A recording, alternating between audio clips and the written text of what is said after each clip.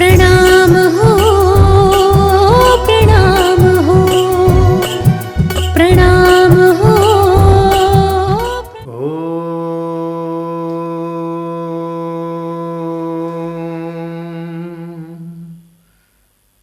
ऋषभाय नमः।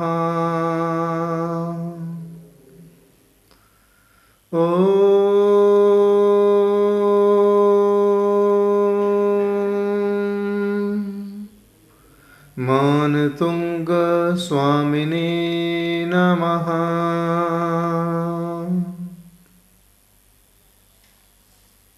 प्यारी प्यारी भव्यात्माओं, भक्तामर से जीवन में समाधान। भक्तामर इस पंचम काल की औषधि है। पंचम काल में बाहरी परेशानियों से बचाव के लिए एक डिवाइडर है। भक्तामर संकट मोचन काव्य है। इस भक्तामर को समझने के लिए, भक्तामर की साधना से जुड़ने के लिए, इस भक्तामर को आत्मसात करने के लिए हम तिथि की ओर चलते हैं, क्योंकि बिना तिथि के हम तीर्थंकरों के पंचकरणक को नहीं समझ सकते हैं। जितने भी तीर्थंकर के कल्याणक आते हैं वह तिथि के अनुसार मनाए जाते हैं। तिथि के अनुसार ही त्योहार मनाए जाते हैं। तिथि के अनुसार ही धार्मिक आयोजन किए जाते हैं। तो यहाँ पर हम तिथि से आपको जोड़ना चाहते हैं। यहाँ पर कहते हैं ज्योतिष के अनुसार चंद्रमा की एक कला को तिथि कहते हैं। उसमें 12 अंशों की एक तिथि होती है।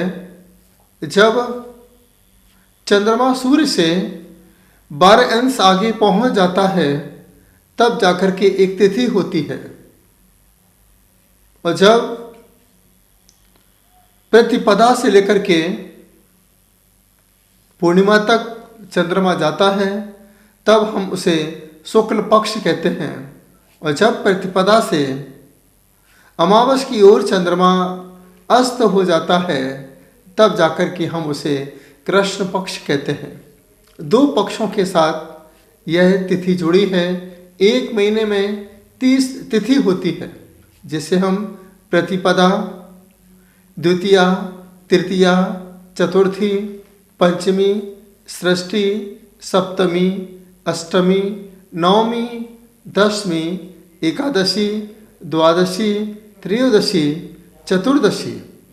इसके बाद चंद्रमा पूरा है तो पूर्णिमा है, और चंद्रमा यदि अस्त हो जाता है तब हम कहते हैं अमावस्या है। इस तिथि के अनुसार हम अपने जीवन को कैसे डिवाइड करें, कौन सी तिथि किस प्रकार से आपके जीवन को प्रभावित कर सकती है, आपके जीवन में किस तिथि पर किस कार्य को करने से क्या गति, क्या प्रगति होती है, यह बात भी ज्योतिष के अंदर कही जाती है। 5 प्रकार से तिथि को जोड़ा गया है: नंदा, भद्रा, जया, रिक्ता और पूर्णा। अब आप कहेंगे कि कैसे इसको जोड़ा जाएगा, तो अब हम गिनना चालू करें। जैसे हम 1 गिनते हैं नंदा, 2 गिनते हैं भद्रा, 3 गिनते हैं तृतीया, गिनते हैं जया, चतुर्थी गिनते हैं रिक्ता और पंचमी गिनते हैं पूर्णा। ऐसे ही सृष्टि गिनते हैं तो नंदा, सप्तमी में भद्रा, अष्टमी में भद्रा, नवमी में रिक्ता। हम तिथि को अब जोड़ करके देखते हैं: नंदा, भद्रा, जया, रिक्ता और पूर्णा। यहाँ पर हम तिथि को कैसे जोड़ें, कैसे देखें, तो यहाँ पर 1 नंबर जो है जिसे प्रतिपदा कहते हैं, नंदा, दूसरा द्वितीय भद्रा, तीसरा तृतीया में जया, 4 में चतुर्थी में रिक्ता और पंचमी को पूर्णा। ऐसे ही सृष्टि, नंदा, भद्रा, जया, रिक्ता, पूर्णा। इसके फिर आगे देखिए: नंदा, भद्रा, जया, रिक्ता और पूर्णा। इस तरीके से आप जोड़ते जाएंगे। 1, 6, 11 नंदा, 2, 7, 12 भद्रा, तृतीया अष्टमी त्रयोदशी जया, चतुर्थी नवमी चतुर्दशी रिक्ता, पंचमी दशमी और पूर्णिमा तिथि इसे पूर्णा तिथि कहा जाता है। इस अवसर पर हम देखते हैं इस समय यदि 1, 6, 11 यदि शुक्रवार आ जाता है तो सिद्धि योग हो जाता है, रविवार और मंगलवार आ जाता है तो यहाँ पर मृत्यु योग हो जाता है। ऐसे ही द्वितीया सप्तमी और द्वादशी के दिन यदि बुधवार की जगह शुक्रवार और सोमवार आ जाता है तो हमारे लिए मृत्यु योग हो जाता है। ऐसे ही तृतीया अष्टमी और त्रयोदशी आता है, उस दिन यदि मंगलवार आ जाए बहुत अच्छा होता है, लेकिन बुधवार आ जाए तो मृत्यु योग हो जाता है। ऐसे ही यहाँ पर चौथ नवमी चतुर्दशी शनिवार आ जाता है तो हमारे लिए बहुत सिद्धि योग हो जाता है। इसी दिन यदि गुरुवार आ जाता है तो हमारे लिए मृत्यु योग हो जाता है। ऐसा ही पंचमी दशमी और पूर्णिमा तिथि इस दिन यदि गुरुवार आ जाए सर्वार्थ सिद्धि योग हो जाता है। इसी दिन शनिवार आ जाता है तो हमारे लिए मृत्यु योग हो जाता है। इस तिथि के अनुसार आप अपने मुहूर्त को निकाल सकते हैं। इस समय यदि हम कहते हैं नंदा तिथि पर क्या होना चाहिए, जो फोटो खींचना, उत्सव मनाना, आनंद वाले काम करना, मकान बनाना, जड़ी बूटी क्षेत्रों में जाना, तीर्थ यात्राएं करना, नृत्य कर्म आदि हम लोग आनंद के जो कार्य हैं नंदा तिथि में किए जाते हैं। उसके बाद जो भद्रा तिथि आती है उस भद्रा तिथि में हम सभी लोग वैवाहिक कार्य, आभूषण आदि खरीदना, गाड़ी की सवारी, यात्रा आदि हम भद्रा तिथि में जिस समय आपके मन एकदम अच्छे रहें, परिणाम अच्छे रहें, निर्मल रहें, ऐसी भावना हम लोग भद्रा तिथि के अनुसार बनाते हैं। इसके बाद जया तिथि, जय मतलब विजय प्राप्त करने के लिए आपको जाना हो तो संग्राम परीक्षा देने जाना हो, इंटरव्यू की तैयारी यदि हम कर रहे हैं, किसी से हम बात करने जा रहे हों, कोर्ट में हमारी तारीख हो रही हो तो हम जया तिथि में जाते हैं तो हमें नियम से सफलता की प्राप्ति हो जाती है। इसके बाद एक रिक्ता तिथि होती है। रिक्ता तिथि होती है ध्यान के लिए, साधना के लिए, एकांत मौन रहने के लिए, जड़ी बूटी के साथ साथ पंडितों से चर्चा करने के लिए, शास्त्रार्थ करने के लिए रिक्ता तिथि होती है। और एक होती है तिथि पूर्णा, जो हर कार्य की पूर्णता के लिए, मंगल कार्य के लिए, वैवाहिक कार्य के लिए, यात्रा के लिए, और जब हम किसी भी ग्रह में नवे प्रवेश करते हैं, सुख शांति के लिए करते हैं, तो पूर्णा तिथि में यदि काम किए जाएं तो हमें अपने जीवन में सबसे ज़्यादा सफलता की प्राप्ति होती है। भक्तामर की आराधना यदि हमारे परिवार में आनंद का अनुभव हो तो हम नंदा तिथि में कीजिए। सभी के परिणाम शांत रहें तो भद्रा तिथि में भक्तामर का पाठ प्रारंभ कीजिए।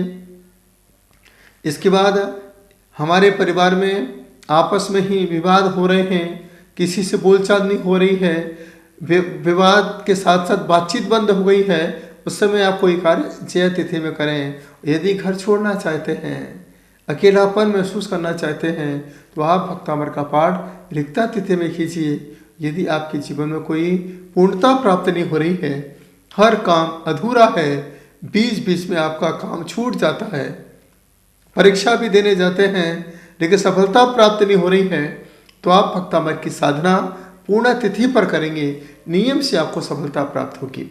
इसके साथ यहाँ पर कहते हैं प्रतिपदा को यदि हम कोई कार्य करते हैं तो आपको सिद्धि देने वाली है। द्वितीया के दिन कार्य करते हैं तो कार्य साधन में सफलता मिलने वाली है। तृतीया के दिन करते हैं आरोग्य देने वाली है। चतुर्थी के दिन हम लोग पाठ करते हैं आपके लिए हानिकारक है। इसके बाद पंचमी को शुभ देने वाली है, षष्ठी को अशुभ है, सप्तमी शुभ है, अष्टमी जो व्याधि आ रही है उस व्याधियों का नाश करने वाली है। नवमी तिथि को हम पाठ करते हैं, साधना करते हैं, यह आपको मृत्यु में कारक होती है, इसलिए हम लोग यात्रा के लिए मना करते हैं कि चौथ नवमी चतुर्दशी को आप यात्रा का शुभारंभ न करें। और इसको दशमी को द्रव्य देने वाली है, धन संपदा सुख समृद्धि परिवार में वृद्धि दशमी तिथि देने वाली है। एकादशी भी आपके लिए शुभ है, द्वादशी सभी प्रकार की सिद्धि देने वाली है। त्रयोदशी सभी प्रकार की सिद्धि देने वाली है। चतुर्दशी है जो उग्र है, स्वभाव में उग्रता लाती है, इसलिए कहते हैं चतुर्दशी को आप मौन रहें, ध्यान करें, साधना करें। पूर्णिमा तिथि पुष्टि देने वाली है और अमावस्या तिथि आपके लिए अशुभ है। इस तरीके के साथ आप भक्तामर की आत्म साधना कर सकते हैं। तिथि का आपके जीवन पर बहुत ज़्यादा प्रभाव पड़ता है। कहते हैं समय पर डाला गया बीज ही इस भूमि पर फलीभूत हो पाता है। समय पर किया गया कार्य ही आपको सर्व सिद्धि को देने वाला होता है। इसलिए हमेशा ध्यान रखना, समय के साथ भक्तामर की आराधना करते रहें। यह आपके लिए ब्रह्मास्त्र है, सुरक्षा कवच है, लेकिन समय के साथ करें। अब आप कहेंगे तिथि के बारे में तो नहीं पता है, तो तिथि की जानकारी हर श्रावक को होना चाहिए। हर व्यक्ति को तिथि के साथ जुड़ना चाहिए। जब जब भी कोई त्यौहार आएंगे आपको तिथि से ही पता चलेगा। जैसे कहते दीपावली है तो दीपावली के समय पता चल जाता है अमावस्या है। रक्षाबंधन है, पता चल जाता है कि पूर्णिमा है। 10 लक्षण है, अपने आप पता चल जाता है कि यहाँ पर पंचमी से लेकर चतुर्दशी ये त्यौहार का समय है। ऐसे ही कोई भी त्यौहार हो, हर त्यौहार के साथ पूर्णिमा अमावस्या तिथि जुड़ी हुई है। जब श्रुत पंचमी आती है तुरंत आपको पता चलता है कि आज पंचमी तिथि है। ऐसी भावना के साथ यह है तिथि भारत की सबसे बड़ी पद्धति होती है। आप इस पद्धति के साथ भक्त अमर की आराधना करेंगे, साधना करेंगे, आपको सुख शांति संपदा की प्राप्ति हो सकती है। भक्त अमर की साधना के लिए हम शुक्ल पक्ष की तिथि के साथ आत्म साधना का शुभारंभ करते हैं, क्योंकि शुक्ल पक्ष की तिथि हमारे जीवन में उत्तरोत्तर उन्नति का कारक है। हमारे जीवन के सारे कष्टों को मिटाने वाली है। हमारे जीवन में आकाश की ऊंचाइयां देने वाली है। इसलिए जब भी आप भक्त अमर की आत्म साधना करें, भक्त अमर का पाठ करें, भक्त अमर का चिंतन करें, भक्त अमर के जो काव्य हैं जो आपके लिए प्रभावशाली बताए हैं, आपके जीवन से जुड़े हुए काव्य हैं। जैसे उदाहरण के तौर पर बच्चों के लिए कहा जाता है 6वें नंबर काव्य की साधना करें। व्यापारी के लिए कहा जाता है कि व्यापार के लिए 36 नंबर काव्य की साधना करें। मन को एकाग्र करने के लिए कहा जाता है 15 नंबर काव्य की साधना करें। इसके बाद अपने जीवन में राहु और केतु की शांति के लिए कहा जाता है कि भक्त अमर के 17, 18 नंबर या 24 नंबर काव्य की साधना करें। तो यह जो काव्य की श्रृंखला बताई गई है, यदि हम इसे शुक्ल पक्ष में शुभारंभ करते हैं तो जीवन में सबसे जल्दी और ज़्यादा प्रभाव पड़ सकता है। इसके साथ जब आप भक्त अमर की साधना का शुभारंभ करें तो सबसे पहले समय को ब्रह्म मुहूर्त के रूप में चुनें। ब्रह्म मुहूर्त जो होता है सुबह से 3 बजे उठ करके आप अपने आप में मन को एकाग्र करके अपने दोनों हाथों को इस प्रकार से फैला लीजिए। गहरी श्वास लीजिए। गहरी श्वास लेने के बाद जो दिव्य शक्तियां हैं इस ब्रह्मांड में विचरण कर रही हैं उन्हें आप कमांड कीजिए, प्रेयर करके उन्हें आदेशित कीजिए। जो भी आपकी इच्छा है मन में आदेशित करने के बाद 3 बजे से जितना भी आपके पास समय है उतने समय तक आदेशित करने के बाद थोड़ा सा विश्राम कर लीजिए। विश्राम करने के तुरंत बाद आप 4:15 बजे उठ के बैठ जाइए। बैठने के बाद जो भी शुद्धिकरण है, शुद्धिकरण करने के बाद फिर इसी प्रकार से अपने दोनों हाथों को फैला करके जो प्रेयर हमने 3 बजे की थी उसी प्रेयर को पुनः दोहराइए, बार बार याद कीजिए। बार बार याद करने के बाद फिर दोनों हाथों को इस प्रकार से भगवान के जैसे हाथों पर हाथ रख लीजिए। ध्यान में चले जाइए। ध्यान में जाने के बाद आज्ञा चक्र के पॉइंट पर, इस पॉइंट पर आप देखिए पूरी गहरी श्वास को लेकर के ध्यान में जाते हुए महसूस कीजिए कि मैंने प्रभु ऋषभदेव की दिव्य शक्ति को इस आज्ञा चक्र पर स्थापित कर लिया है। और धीरे धीरे वह दिव्य शक्ति आँखों के मार्ग से, नाक के श्वासों के मार्ग से, मुख के माध्यम से, कान के स्वर के माध्यम से, इस कंठ से हृदय की ओर, हृदय से दोनों हाथों की ओर, हाथों से नाभि की ओर, नाभि से पूरे दोनों कमर, दोनों पैरों की ओर वह ऊर्जा जा रही है। मैं उस ऊर्जा को महसूस कर रहा हूँ। महसूस करते जाइए, ऊर्जा को महसूस करते जाइए। गहरी सांस लेते हुए आपके पूरे शरीर के एक एक कोने में वह दिव्य शक्ति समाहित हो चुकी है। महसूस करते जाइए गहरी सांस लेते हुए। यह जो संगीत स्वर चल रहा है, आप उसे आत्मसात करते जाइए। चेहरे पर मुस्कुराहट, मुस्कुराहट, गहरी सांस एकाग्रता के साथ आप जुड़ते जाइए और महसूस कीजिए कि मेरे अंदर भक्त अमर की दिव्य शक्तियाँ समाहित हो रही हैं। आदिनाथ भगवान के प्रभाव से जो शक्ति भक्तामर के रूप में मुझे मिली है, वह मेरे पूरे शरीर में समाहित होते जा रही है। मैं उसे महसूस करता जा रहा हूँ। बिल्कुल पूरे तन्मयता के साथ जहाँ आप बैठे हैं, बस मेरी जैसी भावना को आप अपने अपने अंदर समाहित करते जाइए और महसूस करते हुए फिर भगवान के जैसे बैठ जाइए।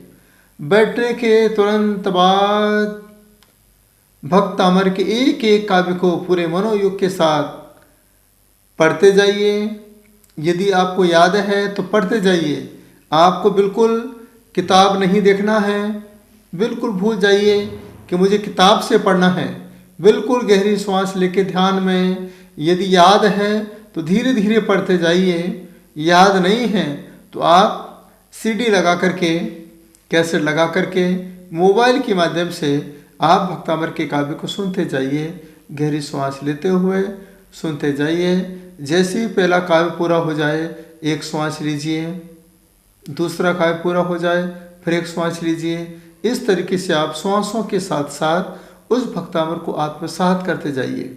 ये तिथि के अनुसार जब आप भक्तामर के एक एक काव्य को आत्मसात करते जाएंगे, तो जिंदगी में जो भी शक्तियाँ इस ब्रह्मांड में घूम रही हैं, पॉजिटिव सारी शक्तियाँ आपके साथ हो जाएंगी और जीवन में एक आनंद की अनुभूति आपके अंदर पैदा हो सकती है। ये भक्तामर अपने आप में सबसे बड़ी आपके लिए पूंजी है, आपकी दिव्य शक्ति है। सिर्फ आप इसे तिथि के साथ, समय के साथ पढ़ेंगे तो यह भक्तामर आपको हर समय आपका साथ देगा। कहते हैं टाइम वेट्स फॉर नन। समय कभी किसी का इंतजार नहीं करता है। समय आता है समय के साथ, और समय के साथ चला जाता है। तिथि आती है, अतिथि बन के आती है, लेकिन आप उसका स्वागत सम्मान करते हो तो यह तिथि आपको भी अतिथि बना देती है। और कहते हैं अतिथि देवोर भवा, हर अतिथि देवता के समान है। तो यह तिथि भी आपके लिए दैविक शक्तियों का काम करेगी और आपकी सारी मनोकामना को पूर्ण करेगी। बस आप समय के साथ भक्तामर की साधना करते रहें। प्रणाम हो